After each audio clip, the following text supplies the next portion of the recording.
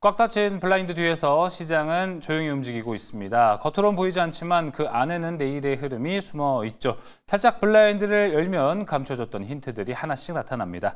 조용히 들여다보면 보이는 것들, 블라인드 속 내일장, 이제 그 숨겨진 이야기 시작합니다. 블라인드 뷰 오늘 함께할 분들 소개합니다. 체코듀오 나왔습니다. 체크스탁 소재민 대표, 주식회사 플래처 김덕호 대표 나왔습니다. 어서 오세요. 자, 그럼 바로 종목 블라인드로 넘어가 보겠습니다. 김덕호 대표가 준비한 블라인드 공개해 주시죠. 업종 내 강한 모멘텀, 이 종목 주도주 가능성 부각. 자, 그럼 이 종목은 어떤 업종에 있습니까? 네, 식료품 업종입니다. 식료품 알겠습니다. 지금 식료품은 우리가 어떻게 좀 봐야 할지 소재민 대표님.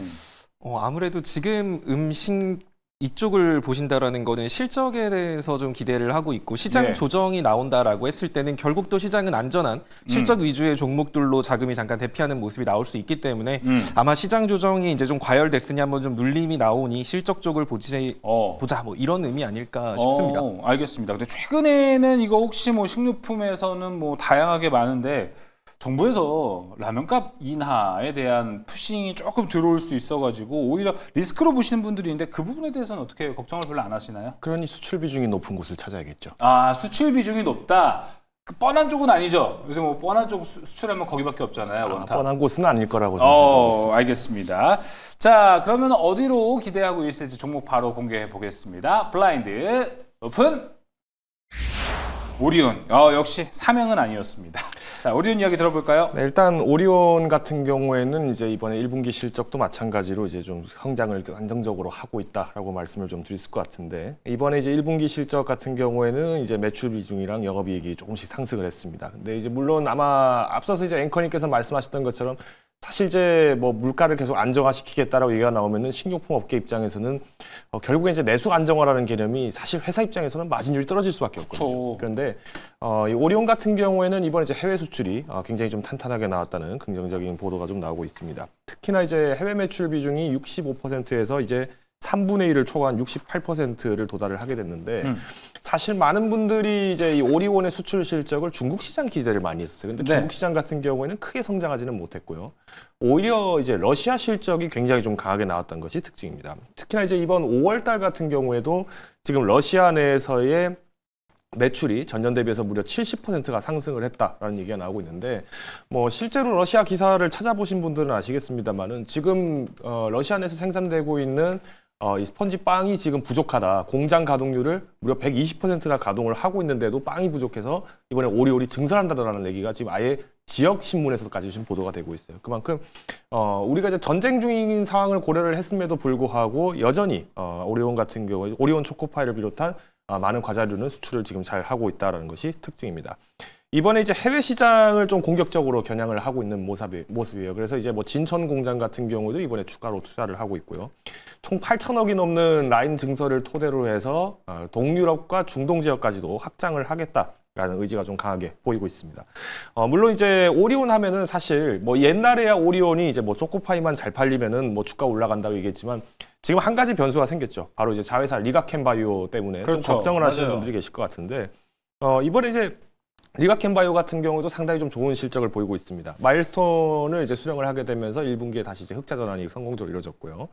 이번에 이제 일본의 오노공업에서 이제 진행했던 이 LCB97 관련해서 수령을 했던 것이 조금 효자 노릇을 했다라고 볼 수 있을 것 같습니다. 근데 저는 이제 연내 그리고 내년까지도 좀 기대해 볼 수 있는 임상 후보 물질 그리고 이제 임상을 지금 단계에서 지금 대기하고 있는 4개 물질들까지 좀 고민을 해봤을 때 이번에 이제 존슨앤존슨에서의 임상 결과에 따라서 또 마찬가지로 마일스톤까지 좀 더 선장을 높일 수 있는 기회가 있기 때문에 여전히 지금 주가적으로만으로 봤을 때도 상당히 매력적이다 말씀을 드릴 수 있을 것 같습니다.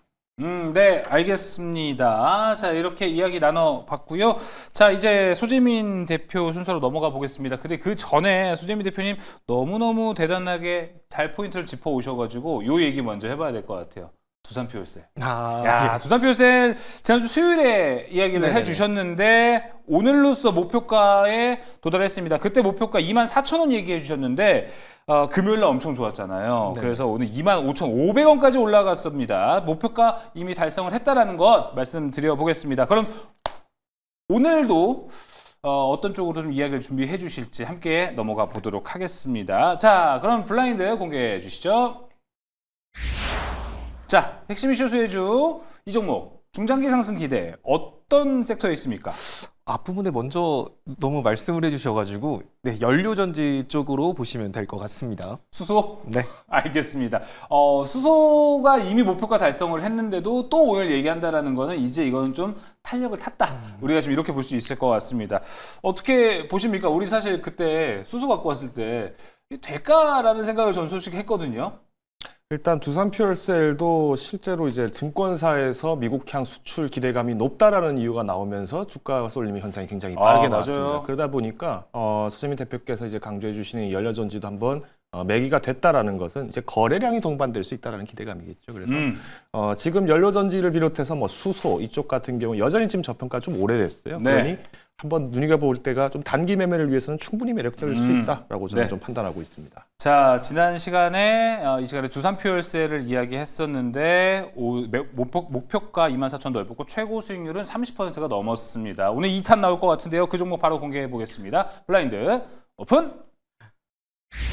범한으로 갔습니다. 이번에는 범한 이야기 들어볼까요? 자, 일단은 제가 그때 수소를 말하면서 했던 게 사실 지금 이번에 올라간 거는 수소에너지 이슈로 올라갔다라고 볼 수는 없어요. 아, 그렇죠. 그래서 아직 한 발 남았다라고 보시면 될 것 같거든요. 그러니까 제가 그때도 데이터 센터만 얘기를 하면서 했었는데 결국 데이터 센터에서 지금 많은 사람의 걱정거리는 이 막대한 전력 수요를 어떻게 감당할 것이냐 이 부분이잖아요. 그래서 뭐 원전이라던가 전력 설비 관련주들이 움직인 건데 그보다 더 심한 건 사실 전선으로 전기를 운반한다, 그러니까 옮긴다라고 했을 때 이게 데이터 센터에서 한 번에 많은 전력 사용이 나올 경우에는 블랙아웃, 즉 정전이라고 하죠. 자, 이런 것에 대한 문제가 생길 수 있기 때문에 지금 얘기가 계속 나오고 있는 게 데이터 센터 옆에다가 미니 발전소 같은 거라도 지어서 바로 전력을 공급해야 되는 거 아닌가 이러면서 이제 분산형 전력 시장 여기에 대한 관심이 조금씩 커지고 있거든요. 그러니까 쉽게 생각해서 데이터 센터 앞에다가 보조 배터리 하나 만든다라고 생각하시면 좋을 것 같아요.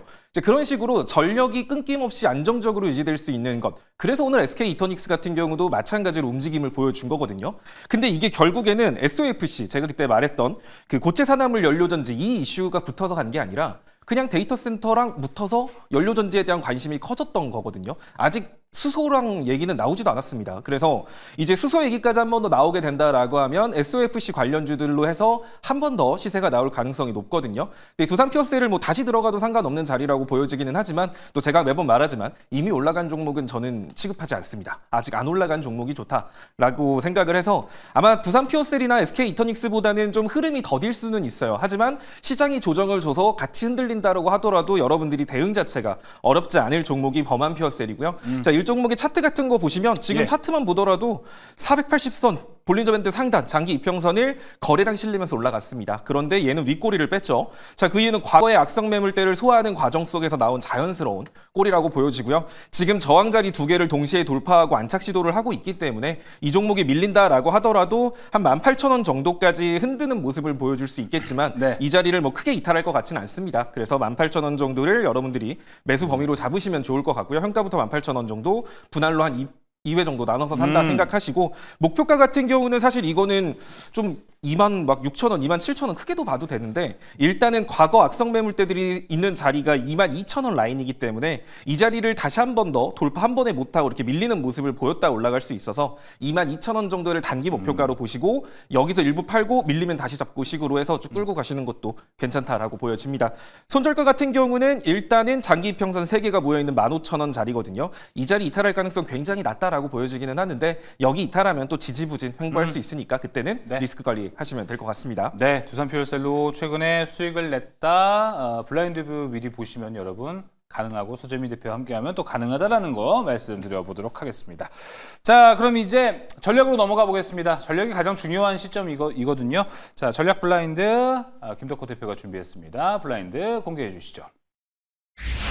리스크 최소화할 안전한 투자 전략은 바로 이거다. 오늘 어떤 사자성어 준비해 왔을지 궁금합니다. 블라인드 오픈. 전우신조. 오늘은 많은 분들이 그래도 좀 아시지 않을까 싶은데 왜 천우 신조일까요? 이 천우 신조라는 용어가 사실 우리나라 사람들한테는 좀 그렇게 좀 부정적으로 들리는 사자성어로 좀 들릴 수도 있어요. 이게 이제 하늘이 돋고 신이 도왔다라는 뜻인데 이 용어를 하필 누가 썼냐면 일본의 이제 요시다 시게루가 요시다 시게루 총리가 맞아요. 썼다 보니까 6.25 전쟁의 특수를 노렸다. 그렇다 보니 일본 경기가 되살아났다라는 아마 이 역사를 아시는 분들은 천우 신조라는 표현이 좀 불편하다라고 하실 수 있을 것 같아요. 근데 제가 이 표현을 굳이 가져온 이유는요. 이번에 이제 미국이 이란에 대해서 중동 지역에 직접적인 어떤 무력 행사를 시위를 하고 또 이제 정치적 개입을 하겠다라는 모습을 봤을 때 오히려 시장에서 아침만 하더라도 뭐 코스피가 뭐 밀릴 것 같다, 뭐 코스닥도 많이 후퇴할 것 같다 이렇게 했는데 실질적으로 1%도 밀리지가 않았습니다. 이게 뭘 의미하냐면 지금 미국이 상황이 굉장히 지금 불리하게 돌아가고 있다는 거죠. 오히려 지금 중국 같은 경우는 좀 예외일 수 있어요. 중국은 지금 중동 내에서의 외교적 입지를 강화를 하려고 하는 마당이다 보니까 중재를 해야 되고 그러니 선뜻 자금을 뭔가 투입하기도 어려워진 상황이에요. 그러면 이 자금이 어디로 오냐? 한국 증시로 들어오게 되거든요. 그래서 오늘 시장 같은 경우도 외국인들이 그냥 물량을 좀 많이 메워놓은 것은 사실이지만은 우리가 예상했던 물량부에 비하면은 오히려 기관들이 매도를 더 공격적으로 했죠. 맞아요. 결국 우리가 빠지는 어떤 썰물만큼 밀물도 들어왔다는 것인데 저는 이게 이제 미국의 자본이 좀 일부 수축이 되면서 중국 자본들이 계속 유입이 되고 있고 특히 스테이블 코인을 비롯해서 지금 한국 시장 내에서 지금 유도를 하고 있는 주요 산업들에 투자가 되고 있다고 보고 있습니다. 그래서 저는 일단 지금 이런 시기에서 리스크를 최소화할 수 있는 방법은 오히려 역으로 이 리스크를 이용하자라고 저는 말씀을 드리고 싶어요. 그렇기 때문에 저는 일단 첫 번째로 외국인 수급은 당분간에 아마 개인 투자분들이 추적하기가 좀 어려울 겁니다. 그러면 차라리 기급 수관에 좀 더 초점을 놓고 접근하시자 말씀을 드리겠고요. 늘 강조드렸던 것처럼 이 현금 비중 항상 확보하셔서 오늘같이 조금 조정이 나왔을 때는 좀 매수하시고 또 다시 한번 매도하시면서 차익을 실현하시는 조건을 챙기시면 좋을 것 같습니다. 알겠습니다. 천우 신조 이야기 들어봤고요. 이어서 소재민 대표가 준비한 블라인드로 넘어가 보겠습니다. 전략 블라인드 공개해 주시죠. 변동성 장세를 이길 투자 전략은 바로 이거다. 이게 과연 무엇일지 오늘은 뭘 준비했을지 궁금합니다. 블라인드 오픈. 분할 매수. 자, 현재로서 분할 매수. 뭔가 좀 키워드는 간단해가지고 설명이 필요할 것 같아요. 지금 제가 여러분들한테 보통 항상 시장 지수 어디를 이탈하기 전까지는 겁먹지 말아라. 뭐 이런 얘기를 많이 하고 있죠. 그래서 오늘 같은 경우도 제가 아마 지난주에 여러분들한테 코스피 2950포인트 이탈하지 않으면 겁먹으실 필요 없어요. 막 이렇게 얘기를 했고 그거 이탈 안 하면 진짜 겁 안 먹으셔도 돼요. 그러면은 지금 일단은 이란하고 미국하고 이러한 무력 충돌 속에서 나스닥도 여러분들이 체크를 안 할 수가 없거든요. 나스닥 같은 경우는 현재 19,100포인트에서 20,100포인트의 단기 박스권을 형성하고 있습니다. 자, 그런데 나스닥 지수가 만약에 19,100포인트인 단기 박스권 이 자리를 이탈하게 됐을 때는 나스닥은 18,000포인트까지도 조정이 좀 깊어질 수 있거든요. 그러면 만약에 오늘 저녁이라던가 이번 주 나스닥이 19,100포인트를 이탈했다? 그럼 나스닥이 마이너스 아래로 한 5, 6% 더 빠진다는 거예요. 그러면 국내 증시에도 영향이 생기겠죠. 그럼 이러한 먼저 선제적인 신호, 나스닥이 오늘 눈 떠봤더니 19,100포인트 아래야. 그러면 국내 증시 같은 경우도 시초에 여러분들이 현금을 좀 만들어서 조정을 대비하시는 게 좋고요. 일단 또 코스피 같은 경우도 제가 또 한번 포인트를 잡아드리면 좋아요. 제가 매번 코스피 지수는 그냥 간단하게 여러분들이 30분봉 차트 켜놓으시고 보시면 돼요. 30분봉 차트에서 60선 있죠. 이 자리에서 지금 계속 반등이 나오고 있는 만큼 이 자리를 이탈하는 시간이 1시간 이상 되지 않는다라고 한다면 시장 지수는 고점을 여전히 갱신할 가능성이 높다라고 보시면 됩니다. 자, 그런데 만약에 2,900한 지금 한 70포인트 정도거든요. 네. 이 자리를 이탈하는 모습이 나온다라고 한다면 코스피 지수 같은 경우는 적게는 2,850에서 심하면 한 2,800 정도 선까지 조정이 나올 수 있습니다. 그러면 이런 걸 우리가 생각한다라고 한다면 분할 매수를 할 때 타점을 그냥 마이너스 1% 빠진다고 냅다 사는 게 아니라 이런 식으로 2,970포인트에서 반등 한번 나올 수 있으니까 여기에 이탈 안 하면 다시 올라가니까 이 자리에서 뭐 첫 진입을 한다든지 그리고 여기 깨지면 2,850까지는 일단 밀릴 수 있으니 거기서 두 번째 매수를 한다. 그리고 2,850까지 밀리면 2,800선 여기는 거의 깨질 가능성 없는 자리거든요. 그럼 이 자리에서 세 번째 매수를 한다. 이런 식으로 종목의 개별 차트만 보고 막 어떻게 매수해야지라기보다는 이렇게 큰 틀로 시장 지수 반등 포인트에 맞춰서 여러분들이 접근하시면 좋을 것 같고요. 지금 막 돌발 이슈로 올라가는 종목들 있잖아요. 네. 그런 종목들 막 추격 매수해서 하기보다는 시장 지수를 추종하는 좀 약간 묵직한 종목군들이 제가 말한 시장 지수 왔을 때 그럴 때마다 더 산다라는 생각으로 지금 분할로 여러분들이 접근을 하시면 시장이 빠져도 이득을 볼 거고요. 시장이 올라가면 다 매수하지 못한 게 다소 아쉽기는 하겠지만 그대로 또 수익을 보실 수 있으니까 이 방식대로 하시면 그렇게 어려움 없이 지금 시장 수익 보실 수 있을 거라 생각이 됩니다. 네, 알겠습니다. 나스닥 현재 19,447포인트인데 19,100선 이탈리아 시간 6% 추가 조정 가능하고요. 코스피의 하단 밴딩 라인 정도를 1차로는 2,970, 그 다음에 2,850 2포인트로 분할 매수 들어가는 것 이야기를 해줬습니다. 이 전략 잘 참고해 보시면 좋을 것 같습니다. 오늘 블라인드뷰 여기서 마무리해 보도록 하겠습니다. 김덕호 대표, 소재민 대표, 체코듀오 함께했습니다. 오늘 말씀 고맙습니다.